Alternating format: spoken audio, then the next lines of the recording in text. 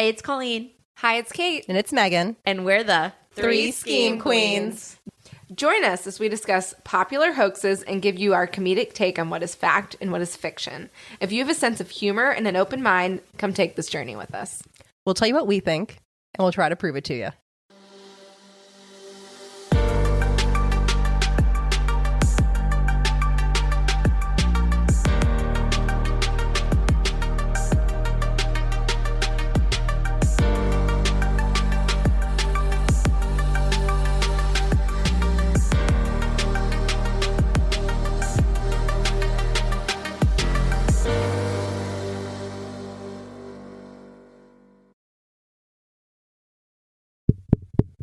Is this thing on?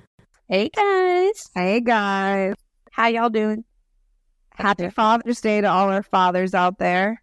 First of all, can we just talk about the fact, I already told you this. Everyone knows we were already over X, Twitter, right? Elon Musk was supposed to be the king of First Amendment. Yeah. And we got blocked as soon as we went on Twitter for a month or whatever. And we were like, forget this. Then I just realized when I checked the Reddit the other day, we have been flagged on multiple posts of like our trailer. It was like language that could potentially be offensive to certain groups of people or something. And then it was something else about like potentially inflammatory language. Because when I went into our primary source for today's episode, he also talked about a lot of the social media that he's being blocked on. First Amendment rights. Mm-hmm. The other thought I had, Carrie sent me a text message just before we met to record. So she and my brother, they've been watching the Patriots documentary on Apple. And I guess last night they were watching and it finally got to like Aaron Hernandez and was talking about that. And so this morning everyone was like asking questions. But anyway, Colleen, you're probably also an Aaron Hernandez expert here. But my mom texts me and goes, I've been going down this Aaron Hernandez rabbit hole now that I watched that episode last night.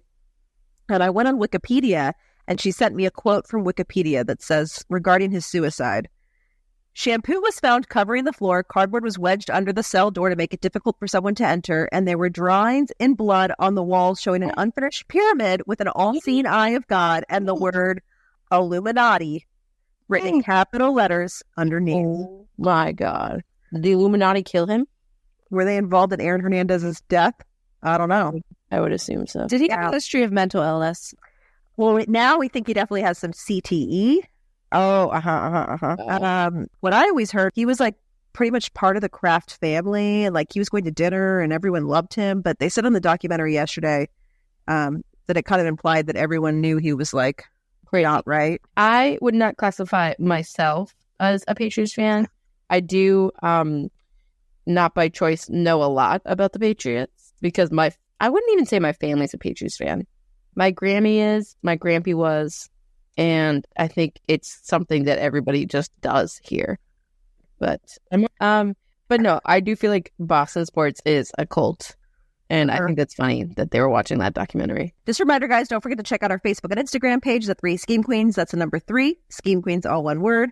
We are also on Reddit, same username. If you want to check out our website, go to 3schemequeens.com and you can find links to our social media accounts, our Buzzsprout page, all of our episodes, additional content, and our contact page.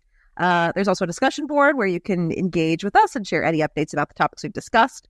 Let us know how we're doing and what you want to hear next. There's also opportunities to financially support us. There are links to buy us a cup of coffee, links to our recently updated merch store, and affiliate links. And as always, if you choose not to financially support us, we appreciate the follows, the downloads, listens, the likes. Kate, what should the people do? The people, they should do this. They should scroll on down, leave us a 5-star review, leave us a comment, share us with your friends and family, share us with that annoying coworker, share us on your Instagram, share us on your social media. I was perusing the merch store this weekend because I was obviously episodeing the podcast with my family and my little cousin Nedson. Shout out Nedson. He's listening to this right now.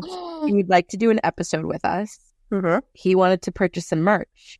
And so we went on the merch store and perused it together. Guys, you should be constantly looking on our merch website because Megan has uploaded some really cute stuff. I would want for Nedson to do a podcast with us. Yeah, he would get a kick out of that. So I promised him that. And Roslyn also, she should be our shout out for the week because my cousin Roslyn, she said she left us a review a month ago. Never got to it. So I don't know where. Where did she tell you where she left it? Because I always check before we record, and I haven't seen any. And I do know on Apple, it usually takes about a week to go through. Maybe that's why. It was probably Spotify. Spotify has let you leave a review. It lets you leave stars. You can 5-star. Maybe that's what she meant. Okay. Just to clarify, I can see that we have 20 some 5-star ratings, but I don't know who left them. So we can't shout you out. But we do appreciate it. Keep doing that. But the only way I'm going to be able to, we can really read your thing and shout you out is if you do something like on Apple Podcasts or one of the other podcast sites that allows you to actually leave a comment or send us an email. Or yes. Oh my gosh, I get so excited when we get an email. Yeah. Okay, you guys want to know what I made for dinner? What? Okay, I made some really good oven wings. I've been into making wings lately. You get them from the store, not in a frozen package, but I have a whole recipe. Pioneer woman, shout out. And you know what? I may complain because everyone likes to choose their different sauce that they put on it. And so Joey likes, of course, what else? Patch, Sweet Baby Ray's. And what is Bourbon Boy like? Bourbon Boy is ranch dressing with Frank's Red Hot. Right. You know what he should switch to? Probably is just straight up Tabasco. We'll talk about that. We'll talk about that today. Okay. And I hope he's using Ken's Ranch and not Hidden Valley. We only buy Ken's. So is it time for our drink check? It is Ocean Spray, cranberry juice with a hint of lime. That is so good because Ocean Spray is a co-op. You guys, this is so perfect for today. Yeah. What are you having over there, girl? I just went down to the 7-Eleven and got myself a Cascade Ice. And I'm pretty unhappy to report that I just don't like it. It's very sweet. It's too sweet. Well, I'm happy you're supporting a family-owned company. Yes. I went up to my CVS because I got to be honest, I was getting ready today for this episode. This is Colleen's episode, but I told her, she sent me the TikTok, and I just went down the rabbit hole. I was I don't want to learn about this. I want you to teach me, but I cannot stop scrolling.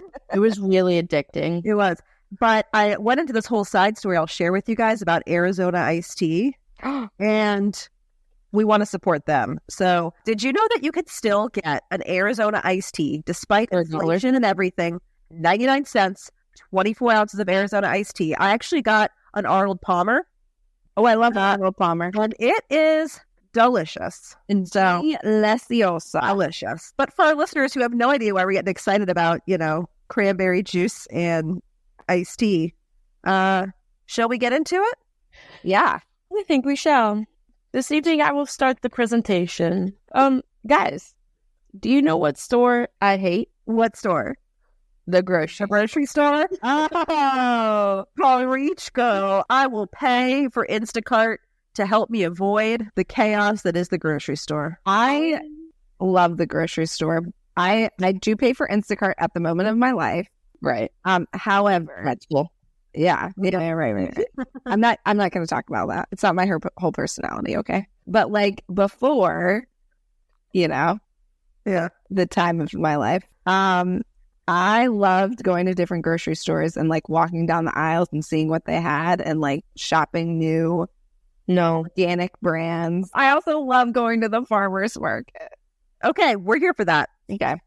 We'd have to call in well-crafted intro, though. It's part of it. Yeah, I do think Kate's going to have an interesting perspective on all of this. I don't know if I would call this episode a deep dive into a conspiracy or if it's just a deep dive into the outrageousness that is American businesses.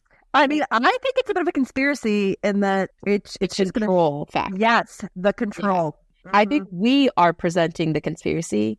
The data I have is not a conspiracy, but my thoughts on the data is the conspiracy. Yeah. Okay. Your critical analysis of the this literature. It's going to blow people's mind. Yeah, and also might not surprise you. So the store I hate the most in the entire world is a grocery store. I've hated the grocery store pre-anti-anxiety medication. I've hated the grocery store post-anti-anxiety medication. I do not like the grocery store. I'm going to vouch for this. I've gone into Costco with Colleen and it's it's not good. no look, like she's like not in her eyes. Yeah, fear. There's nothing. Yeah. The only grocery store I semi-like is Market Basket, but I still get severe anxiety. They just sell Brigham's ice cream, which is New England. Okay, I was like, is this a New England store? Okay. Yeah. Anyways, so my issue is, have you ever been to a grocery store? Have you ever looked at the brands? Always. Kate reads labels. I got to be honest. Not so much. I'm like trying to get in and out. If I have time, I will look at the ingredients, see what the ingredients is. You're crazy. Yeah. Well, if you deep dive into each brand and the parent company that owns those brands, you are going to find a common denominator. Every single brand in the grocery store. And I'm not just talking food. I'm talking condiments. I'm talking sauces. I'm talking dressings. I'm talking the feminine hygiene aisle. What? They are all Not my feminine hygiene. You're going to be happy. You're going to You are going to be happy about that. I did think about you and the feminine hygiene. Okay. even to the extent of the feminine hygiene aisle, are all dominated and owned by the same three, fluctuating a little bit, but mostly the same three investors and parent companies.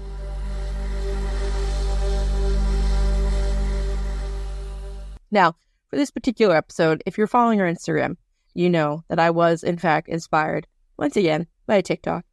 And I deep dived into this gentleman's profile, in which he had a series called, like, Tour the Grocery Store Aisle with Me. And he went through each aisle and divulged who owned what company, aisle by aisle. And it was absolutely mind-boggling. I want to take a moment just to say, because Colleen and I were talking before this, and she was texting about, like, she always sends me her sources, and she said, I've got a couple sources, but to be honest, It's all just about this guy. And I said, that's mostly what I looked at. I did find a couple articles, so we put whatever we've sourced on the website, but we got to give a shout out to this guy. He's got a website, and actually, Kate, you should go check this out. Okay. So everyone go check this guy out. Cancel This Clothing Company is his handle. He's on, like, YouTube and Instagram.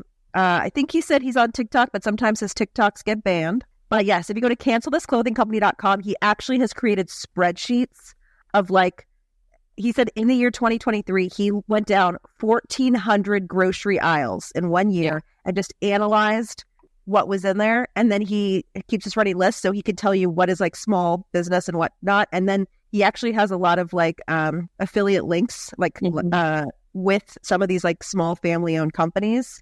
So pretty cool source. Thank you to him for bringing this to our attention and for doing all this research. His tagline, which I'd like to just point out for some of our favorite listeners, is follow the money. Selling great.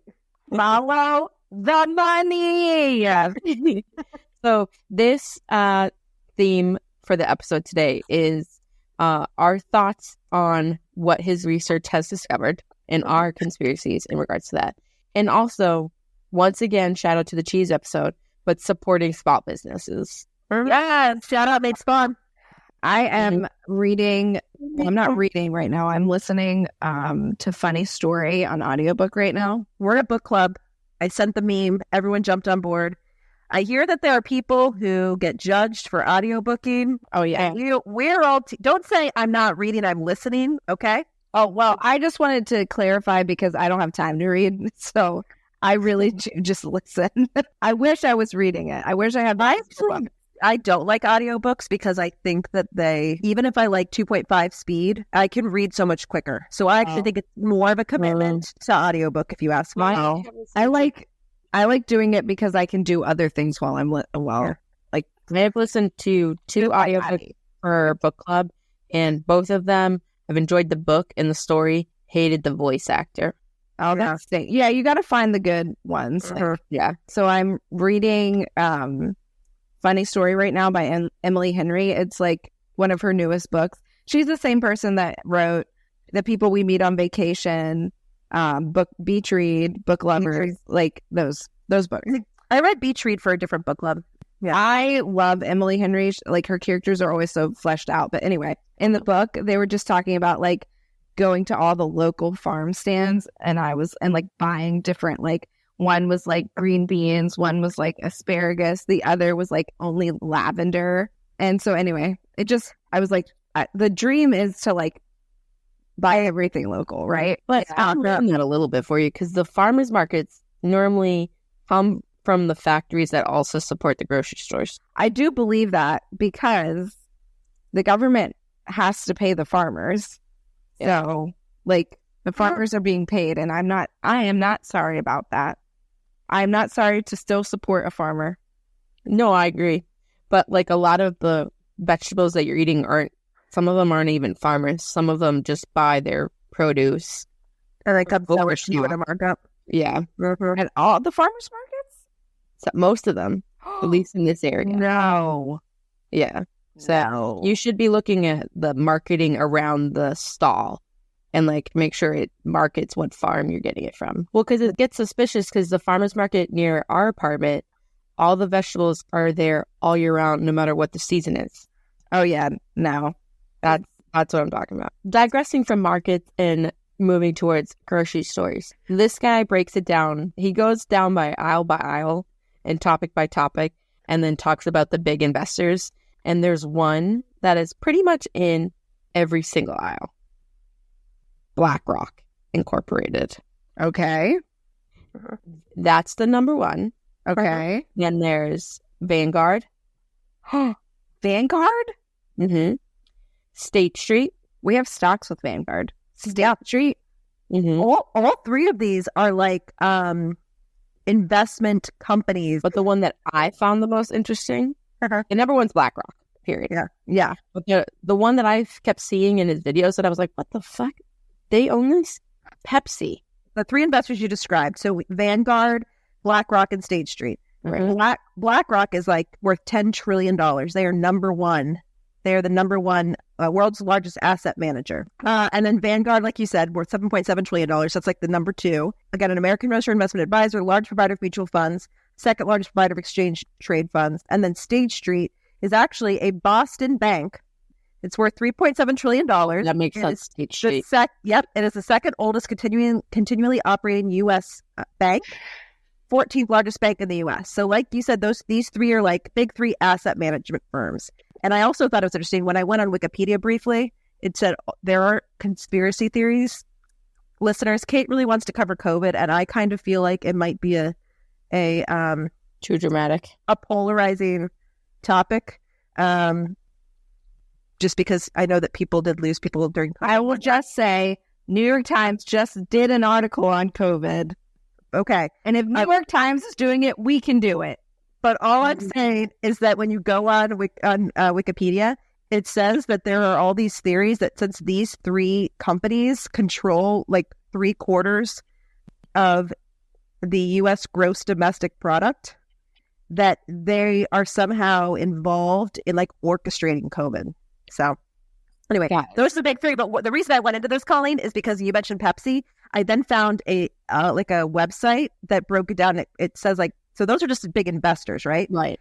A separate site that's like, here are the 11 companies that own like umbrella companies, and Pepsi's number 3. What we're going to talk about is the company that owns the product, which is one side, and then the investors investing that company.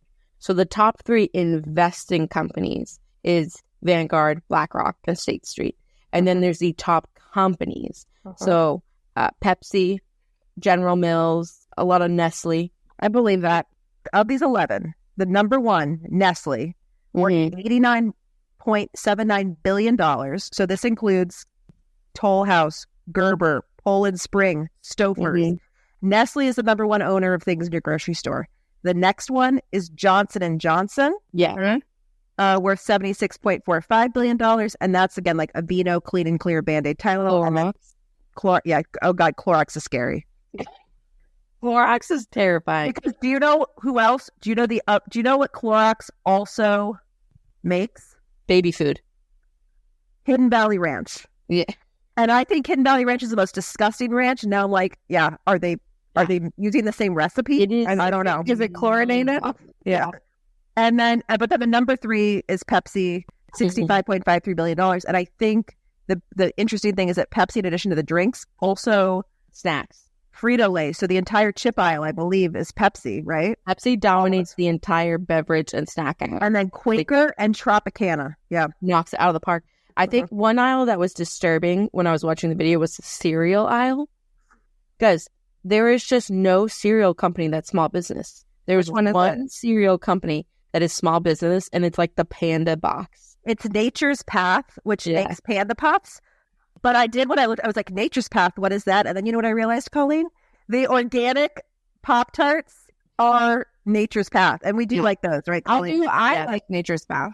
Yeah. They make like vitamins and stuff too. Yeah. Nature's Path, well, vitamins is a whole other episode coming soon. But Nature's Path, shockingly, the only cereal company. The only cereal that wasn't dominated by these $1 trillion companies. I'm not as surprised as you guys. We haven't gotten into it yet. We haven't gotten into it. Okay. So let me just list my top shocking facts. So I didn't finish his entire series, but he literally goes down every single aisle. The dressing aisle, happy to report 2 actual small family companies. My number one, Ken's. Yes, we're we love Ken's. Originates in, I think, Lynn, Massachusetts. Oh. Feminine hygiene. Happy to report. Cora, small business. Sponsor us. I want them to sponsor us so bad. Before we even aired an episode, Kate was like, can we get Cora to sponsor us? Yeah. And I would throw this. I swear to God, Cora is the only feminine hygiene product that doesn't itch, doesn't It doesn't make it burn. It doesn't. Yeah. So it's still small business, but it's foreign. So that's okay. It's all women owned, and every time you buy something from Cora, it they ship feminine products to third world countries for women to have in third world countries. So it's a good business to support. Speaking of women owned, Kate, if you go back to the spreadsheet that I referenced that I told you that guy made on his website, he also does identify these are women-owned business, women-owned businesses or whatever, and he'll have a whole color for that. So it's just fascinating if you're someone like Kate who really cares about who you're supporting. If you truly want to shop small and you truly care about the origin story of your companies, this gentleman's spreadsheet is phenomenal. But Cora was a big one, and I will say in his series, he's not just looking at one grocery store. He compares Target, his local grocery store, national-wide grocery store. So he has Aldi and Trader Joe's. He does those. We did at Trader Joe's. He said Trader Joe's was kind of challenging because most of Trader Joe's is a Trader Joe brand, right? Yeah. So he does have an asterisk to his searches in that he is only listing the name brand companies, because the store brand companies, it's you can't really track that. Right. And so Trader Joe's buys products and then relabels them. So it's hard to source them. So shop at your own. The snack aisle, absolutely every product in the snack aisle is Pepsi. The beveragino aisle, happy to report Polar Bubble Water is a 4th generation family run. We love it, Polar. Uncle Elser. Polar, Black Cherry. I just had one of them right before we sat down. What about Waterloo? Is Waterloo acquired by Lexus Capital and Arizio brands? So Waterloo is not owned by one of the big 3. Bubbly. Bubbly's owned by Pepsi. I believe that. Here's the deal, Kate. Okay. Waterloo is not owned by one of those top 3. Yeah. But it was sold in 2020 to a large investment group. Right. So it's still not it's not a private or family owned. Yeah. Yeah. Mm-hmm. Do you blame these people? What were your, Megan? The things that I was surprised by, I kind of told you again, I was impressed. I was glad to hear about Ken's, which you mentioned. I written that. And so Ken's dressing was founded by Ken and Florence Hanna in 1941. It's owned by the same families who founded it. In 2005, they bought Sweet Baby Ray's barbecue sauce, but that's it. They own Ken's and Sweet Baby Ray's, and that's all they do. That's probably why I like them so much. Yeah, and then them and Newman's Own, still owned by Paul. Yeah, still owned by Paul Newman's family. I think there have been some fights to keep in the family, but it stayed in the family. They have donated over $600 million to charity. Oh, it's still that. It is still 100% of proceeds And I think Newman's Own is still one of the better brands. Yeah, I agree. Tabasco, just like the normal Tabasco, remains family owned. Oh. And there were not a lot of those. So that's why I said Bourbon Boy might need to try some Tabasco in his rant. So we switched from like Tabasco to Frank's Red Hot during our Whole30 phase. Frank's Red Hot is just like cayenne pepper and vinegar. And like Tabasco has sugar in it. So like label reader here, guys. Yeah. When this guy's going through his companies, like a lot of them are family owned, but still huge, right? So like he does enforce that info when he like is talking about it. He's like, it's still family owned, but it's also making this much money. The chips aisle you also mentioned, snack, almost all by Pepsi. There was only one chip brand. Love chips. There's only kryptonite. There was only one family-owned chip company. Siete Foods. Siete Foods is family-owned. Well, he did not find that. Yeah. Juanitos or Juantonio's, which depending geographically on your area, is a small family-owned business, and it's the only time, the only thing in his entire chip aisle that was family-owned. Wow, that's crazy. Oh, pet food. There was only one pet food. Yeah, that was crazy. Yeah, Bill Jack or something. Okay, Siete Foods is still owned by Veronica Garza, who is it's a mission-based company, and so yeah, they are not owned by any of these big companies. Okay, there you go. Shout out. I like Siete Foods too. One that surprised me is that I think everyone is raising their kids on Annie's, right? Oh yeah, Annie's is not family. No. So Annie's was created. It was founded by Annie and her husband and Andrew Martin in 1989, and then in 2002 they gave up their control of the company to Solera Capital in 2002, who turned around and sold it to General Mills for $820 million in 2014. That was great. So just interesting that it's like everyone, you think like, oh, Annie's, it's just like this like small organic company, and it's like General Mills, who's also making Cheerios, Chex, Betty Crocker, Bisquick. They're worth $15.62 billion. Kraft Heinz was another interesting one. They're the, let's see, 1, 2, 3, 4, 5, 6, 7, 8. The 9th most common brand in the grocery store. Warren Buffett owns it. Warren Buffett. He still owns it. Berkshire Hathaway. He bought Heinz in 2013 and then merged it with Kraft in 2015, worth $18.22 billion. And yeah, you know what they make? They make those Lunchables that Kate's son really wants and Kate won't let him have. So good on you there. Mm-hmm. Kraft mac and cheese. What about Applegate? That's a good question. Oh, no. Applegate is owned by Hormel. That's Who's interesting. the investor? That is interesting. Because I think of Hormel as like cheap meat, and I think like good. High quality. I buy Applegate meat. I'm upset. They sell that. Guys, I have like legit been thinking like I just want to go to a local farm and pick out my own pig and my own cow and just I want to buy them. You please do what you have to do to get me the meat. I don't want to be a part of that process. And then just have like a deep freezer, and then that's just like where I get my meat from. I have legitimately thought about this, and I think I can go. There's farms all over Virginia. Do either of you know Nara Smith? Who? No. She's an influencer who's married to a model who is big in the 2010s, whatever. She is become absolutely famous on like TikTok and I think Reels too, because she no longer buys like any snack food, pre-made food. She makes her own gum. Whoa. She makes her own pastries. She makes her own bread. She makes her own cereal. She does not buy anything pre-made. Yeah. That is also a goal, but also I'm like, it's not got time for that. Right. Like, that is. I mean, she's an influencer, so she gets paid to. That's her job. Yeah. So, like, that's what she does now, and it's insane. But I would love that, but also, like, again, how much can we actually control? Like, I always like, let's take it back to the chemtrail episode where I'm like, guys, you got to go outside, right? There's only so many things you can control. Like, yeah. And also, it's like all about balance, right? So you want to have like the most quality ingredients and feed your family like and yourself the most wholesome ingredients that you can, but also there is such thing as convenience. Like sometimes it's just okay to like go and get your kids some like eat what you want fish, you know? Yeah. I had the kids. Bourbon Boy was like golfing with a friend. We went to the gym. And then on the way home from the gym, I was like, you know, if you guys go to the gym with me, because I didn't want to go, I was like, I will go through McDonald's and get you an ice cream. And they were so excited because number one, I never go to McDonald's. And so they're like, okay. So they thought it was going to be like a big treat.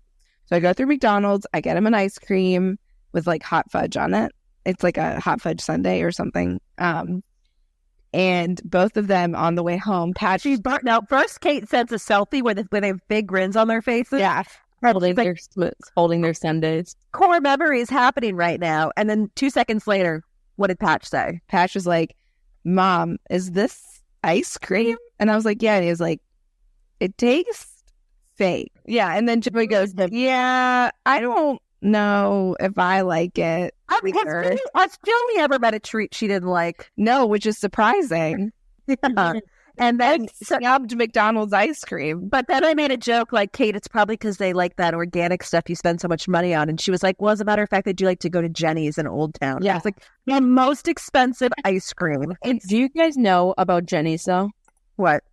They're not a nice company. Oh. They purposely open up storefronts near and close to small town ice cream shops to sell out their customers and close. That's why we very rarely went to Jenny's. It was only whenever I wanted ice cream because they do dairy-free stuff. But like, we really would go to Pops in Old Town, which is like the best ice cream.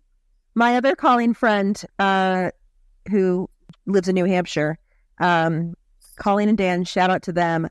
We used to, whenever I would go see them in Old Town, we would go to Pops and get ice cream. Pops was like their go-to ice cream spot. Pops is so, like, pre me realizing that I, you know, got hives from dairy, I would go to Pops and it was like so good. Well, if you want to buy some ice cream or some dairy from the grocery store, you know what brands you should go for? Tillamook. Oh, that's one of the ones I buy. And Organic Valley. They are both owned by like dairy co-op, so it's all like farmer owned. I think Tillamook is like one of the better ice creams, so that makes sense for me. But the Organic Valley, I was thinking about like when I go buy like cream or something. Oh yeah, I don't think I've ever seen them have an ice cream flavor. I don't know about ice cream. I'm talking about dairy in general. Oh, dairy. Like, so Tillamook is ice cream, but Tillamook also has other dairy. Oh, okay. And then Organic Valley is a big dairy company. Like they all do like cheese and they do grass milk, like where the dairy. I mean, the cows are only fed grass and grass finished. Yeah, but definitely, I've done the Tillamook cheese and Tillamook ice cream, and Organic Valley I've gotten when like they're out of cream or something. Yeah, and I particularly enjoy milk. I like that brand in dairy. Yeah. We already talked about feminine hygiene, but the big ones, the only ones he found, again, it was mostly, none of them were really like small companies, but I haven't heard of most of these. Core was the big one, which we already talked about. August, Honey Pot, and Lola are the other ones. Oh, I've used Honey Pot. Yeah, I've used Honey Pot. I don't like Honey Pot as much as Core. And then baby food is a shocker because you would think these would all be like terrifying. Yeah. You would think these would all be like, yes, like, I don't know, small family owned business making like organic foods. But no, it's like you said, it's like what you're making household cleaners and you're making baby food. And one of the companies he called out, like, is in a current lawsuit for like putting heavy metals in their baby food. So the only company I'm very devastated by is Primal Kitchen right now. Baby food wise though, Plum is a baby food. I don't have babies. I don't know. Kate's the only one here who's had a baby, but Plum, it's like owned by Sunmaid, like the Raisin Group. And we're going to get into the very last thing I'm going to talk about is the juices. But most of those are actually pretty good because it's all owned by like the growers and the co-ops. So Plum is good. Sarah Belli is one that this female neurosurgeon has like 3 kids and she created this food for her kids. And she has maintained those two. And she has maintained ownership. So that's the other one. But then she talks about the shampoo aisle that like all the shampoo is owned by the same companies. And then when you go online, it's like there's lawsuits happening because people are claiming that shampoo is making them lose their hair. But don't worry, you just walk down the aisle in the same company, Hair growth. Making work gain. selling hair growth. Yeah, Crazy. but the juice was a big winner. Honestly, juice is for the most part like family farmer owned. So the big Ocean Spray is owned by 700 co-op families farmers. I love that because they're the ones that with the commercials that are like, yeah, That's their Cape Cod brand, isn't it? yeah. And when I read it, I was like, oh my gosh, I have seen the commercial where they're all sitting in the cranberry. I've been to that cranberry bog. or whatever it is. If you go to Cape Cod, like you can drive past cranberry bogs and just like see them. That's what they're called. Because it's like they grow the plant, then they flood it with water, and the berries float up. And I love that. Yeah. I was obsessed with cranberry juice growing up. So we said Ocean Spray. Welch's also is owned by 700 to 1,000 farmers. It's another co-op. That. Welch's great. Sunkist. Sunkist is a co-op. Martinelli is like the apple juice. Yeah, is still owned, family owned. Treetop apple juice is still Washington, Oregon co-ops. What they did say about the juice aisle though is that any of the organic juices, no good. All owned by like the big three of the companies. Really? So Like full, like honest company? So anyway, they'll mix the organic juices and stick with the good old Ocean Spray, the Welch's, and support the farmers, you know? Honest is owned by Coca-Cola. And it's spinoff of Honest Tea. Interesting. I don't buy juice that much for my kids, but because my kids like kombucha. Is that annoying? That's so annoying. That's so annoying. My favorite kombucha is still owned by the sole owner. Okay. GT's Living Foods is still owned by George Thomas Dave. GT. He is in the point. Yeah, that's my favorite kombucha. Go to your it's sold everywhere. It's my favorite. Go. We've never had drinks in our house. It was water, milk, or cranberry juice in the fridge, and like that was it. Sorry. Do you know what dairy I do enjoy? What? Fairlife. Oh, So I just thought I'd give that a quick Google. Coca-Cola. So 2020. A different perspective of this. Nothing is safe, but guys, think about these people who are like, I am, making these good ideas. I'm coming up with these companies. I'm putting my effort into creating these products that I really feel like good about. And they do it and they put so much time into it. And then they're like making money, but not great money. And then somebody comes up and they're like, we love your product. We want to buy it. It's like a Shark Tank episode. It's why Fred said you got to have the idea, you got to execute the idea by yourself, and you got to maintain ownership by yourself. Okay, but I'm blaming people for selling it. But you just know that once like Coca-Cola buys Fairlife, it's probably not being made with the same love and it's like not high quality. Right? Yeah. People need to be more observant in like what they're buying because like Coca-Cola, Pepsi, and like tell me about their investors is that people need to understand that like these investor companies are essentially just controlling what we have available to us. Yeah, that's what drives me crazy. I don't necessarily care about the ingredients. I know that's your your ride or die. Yeah, to me, it's the fact that I'm like, these people dominate what is in my store. Yeah, and know what else is out there. And this neurosurgeon who has created this brain fuel for her children, how can she compete with the Warren Buffett out here just making more money, How are we supposed to find these companies if it's not funded by State Guard or Black? I mean, I also wanted to share, I am not just anti big money, like Amazon changed my life. People hate Bezos and I am just like, but my life is easier because of him, and who cares? Yeah, I love Amazon, and he treats his employees right. That's like, or like Costco's a big. Yeah, I'm reading a book about Costco right now, and that's interesting how they came to be. But the last story I have in my notes, and then I'll give it to Colleen for any final thoughts since I stole her episode. But again, I really was like, I'm just gonna sit back and let Colleen talk, and then it was like so fascinating. You couldn't with this topic. He just kept releasing more and more info, and I was like, another one gone. Another one gone. I was like, and he does these illustrations where he color codes them so you can actually visually see oh my God, that entire aisle is red. which, the other drink that was interesting to me, do you know what is still family-owned, small business-owned? Red Bull. Oh, I knew that. I haven't had a Red Bull since A Jaeger bomb? I would say right after college when I lived in Charlotte and we would still go to the bar to watch the Gamecocks play every weekend. Yeah. But it was like, I'd pick an 11 a.m. game and it was like, man, it's too early to drink.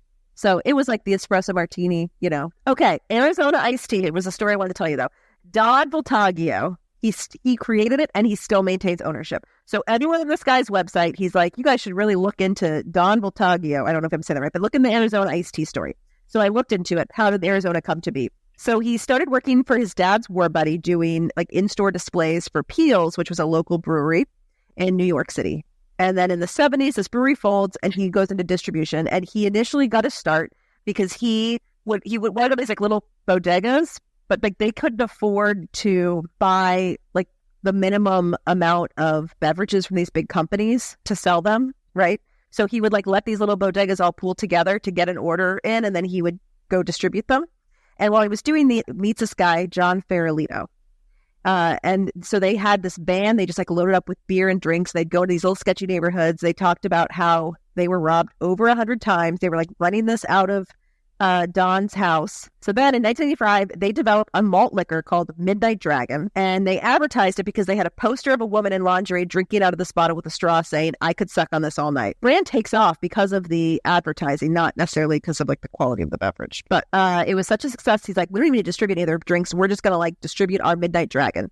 Then in 1982, they launch Crazy Horse malt liquor. Okay. And it was all Old Western themed. Okay. And this people got real mad because Crazy Horse is this Sioux warrior.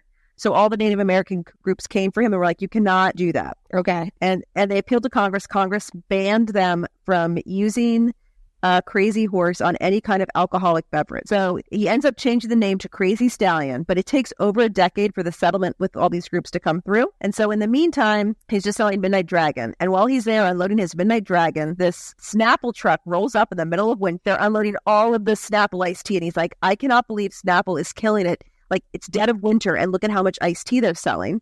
And so then he's like, we should get into this. He and his buddy go to a factory to try to price out like how much is it going to cost to get these like glass bottles with lids and stuff. And it's just like cost prohibitive. So like, you know what, forget it. They kind of give up on this whole plan. They're not going to do it. And then they are in a store many months later and they see a can of Gatorade, a 24-ounce can of Gatorade. And he's like, oh my God, I was a distributor. I know we already sell these malt beverages in these cans. Yeah. So he's like, wait, what, if we can sell this in a 24-ounce can, we can sell it for the same price as those 16-ounce bottles of Snapple, but we're saving so much money because we're using like an aluminum can instead of a bottle. Right. Like this is going to be a moneymaker. They picked the name Arizona because they thought Arizona gave this vibe of like dry air and like healthy living. And they had labels. He paid nothing to publicize Arizona. Because he was like, I'm looking at these labels, everyone is the same color, no one is like pastel or anything. Why don't we just have a crazy label? Then when you walk in and you're looking in the fridge, like your eye is going to go to Arizona and you're going to buy that in 2 seconds. No marketing. No marketing, yeah. But it sounds like he was like a marketing genius. They sold 18 million cases in their first 3 years. By 2000, they had surpassed Snapple. 2002, he negotiates to produce Arnold Palmer. So like Arnold Palmer, the golfer, obviously everyone knows this is his drink, but no one is like selling an Arnold Palmer. Right. And so he gets the rights to do this. It's like Arnold Palmer's face on the label. And he's like, honestly, I just thought that like people would buy it at a golf course. Oh. But I didn't think it was going to like take off. It's like now they're number 2 selling beverage. Wow. So they sold 500 million units in 2016. Oh my gosh. And the other thing he gets credit for is that he was like, I want to maintain this 99-cent cost, even though we've got inflation.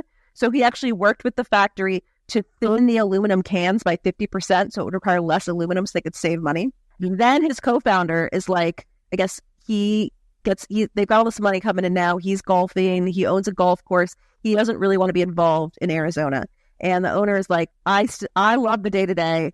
Why don't we're going to keep doing 50-50. I'm going to split everything with you, but I want to keep like running the show. And he's like, okay, sounds good to me. So that's how things went. So the same guy is making all the decisions, running the show. Farolito comes out and says, you know what? I'm kind of done. I'm ready to sell. Let's sell. Voltaggio is like, I don't want to sell to these big 3 investors and have them like take over my company and lose my company.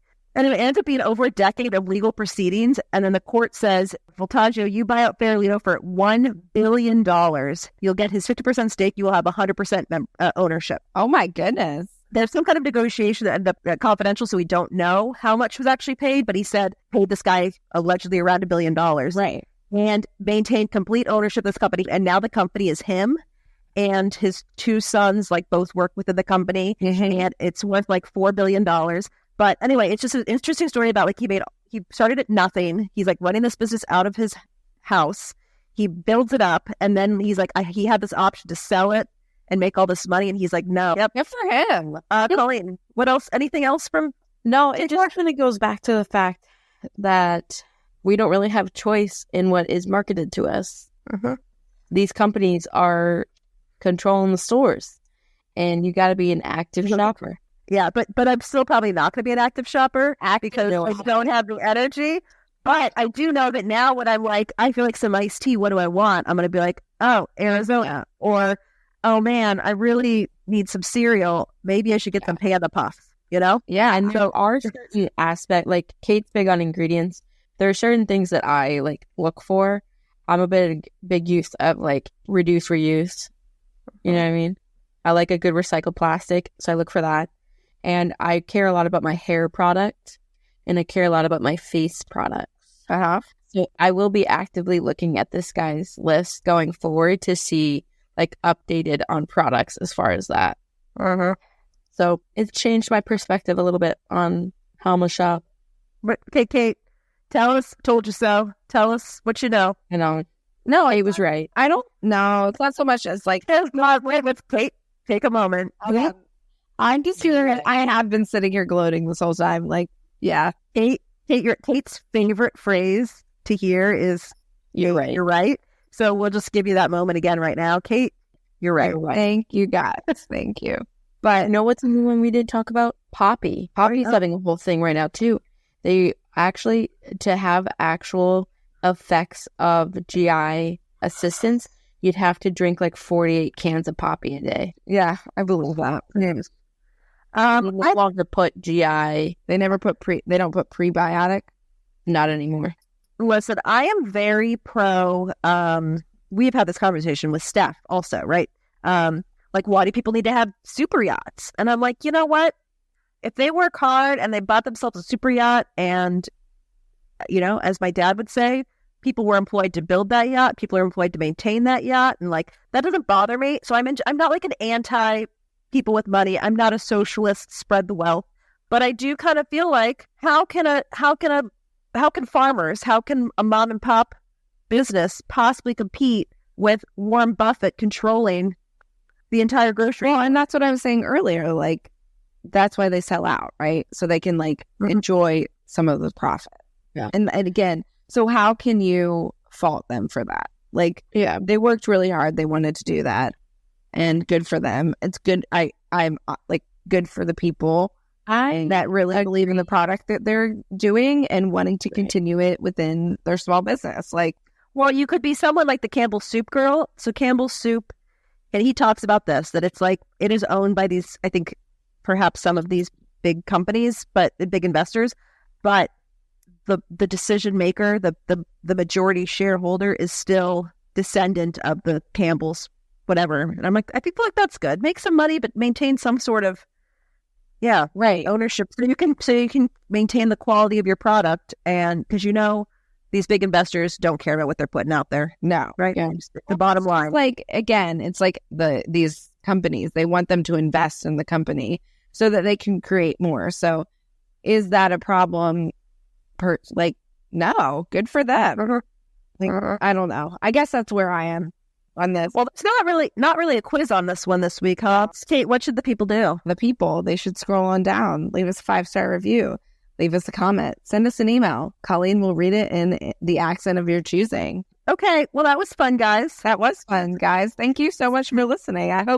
I hope personally, as a person who cares about what they buy and where they buy it, I hope, which is sort of ironic given the fact that I'm like, if they want to sell out, they can. But I hope that this episode has sort of helped you want to look into the products that you're buying and like research them and see where that's going, I think that that's a great thing to learn. Mm-hmm. It was fun. Calling was a good one. You always come up with the best ideas. It's the TikTok. You're always like, you said you have That's very anti-TikTok, but it's full of inspiration. I just don't understand it, you know? Yeah, no, I am anti. I'm a very anti. China's I don't brainwash. China is brainwashing us, and I don't like it. Also, what I was going to caveat on your TikTok is that when we do Mandela Effect next week, Oh, heck yeah. that is kind of wild, thinking about how these stories perpetuate and we take, you know, fiction becomes fact because we see it on social media and it's all part of Mandela Effect. And I think that'll be interesting to talk about. Goes along with your TikTok, Kate. Kate will tell us about the various timelines, the time travel. We'll only have about 15 Loki references probably, right? We love a Loki reference. We haven't had a nerd alert in a while. I know, we haven't. Don't worry, it's coming back because you know what premiered tonight? The first episode of House of the Dragon. Thanks for listening. Bye. Bye. See you next Tuesday. See you next Tuesday. See you next.